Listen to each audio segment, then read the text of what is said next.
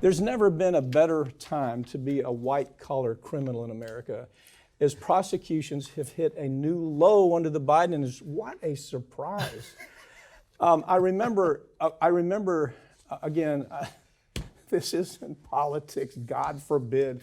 I'm not a right-wing conservative. I'm simply making a statement that tells you what are the balls and what are the strikes. Under the Obama administration, right?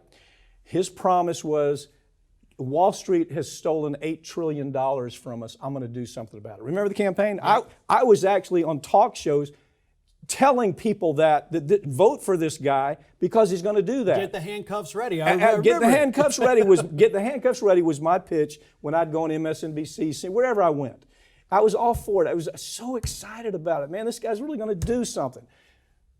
How did it end? It didn't happen. And then, of course, because during the Obama years, we did see a decline in these corporate prosecutions. Trump came along, the decline went even further, and every year of the Trump administration, you and I did a segment when this same report came out. I think Public Citizen is the one who does it. They're phenomenal with it. And we talked every year, they're down from the year before. Trump's not prosecuting these people. Okay, well, now we got a full year of Biden under our belts. Same report comes out and says, hey, guess what? As bad as Trump was, 1%. As bad as Obama was, things have somehow gotten even worse. Only 90 not even prosecutions, you could call them. No, they're investigations. 90 deals, really, right, to let you off with this corporate leniency, as they call it now. Why, again, I'm going to throw this out there again until you're tired of me asking this question. Why? Isn't it the same issue that the politicians are afraid that they're going to lose money if they go after the people that have the money? Regulators are looking for jobs. They're never going to do what has to be done. Corporate media most of the time is totally asleep at the wheel, or they have some big advertising advertiser spending $1 gazillion on NBC or CBS. They're not going to do a story like this.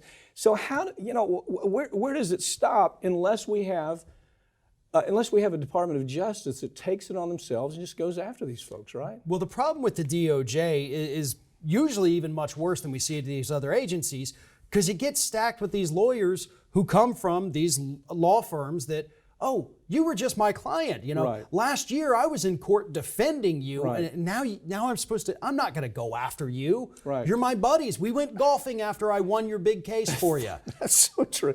Remember the HSBC story we did? Yeah. Okay, HSBC washing money for terrorists. We're handling that case. We are the people handling that case where the banks were washing money for terrorists.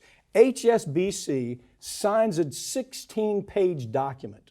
In there they say, yes, we did wash money, billions of dollars. Yes, we knew that human lives were at risk, contractors' lives from all over the world, soldiers from all over the world at risk. We knew what we were doing. We understood where the money was going. It's right there in 16 pages. They admit all of it. Do you know what was done, Eric Holder, under Obama? You know what happened? Nobody was even criminally investigated. Nobody went to jail. They fined him $1.6 billion. Yep. Who paid for that $1.6 billion?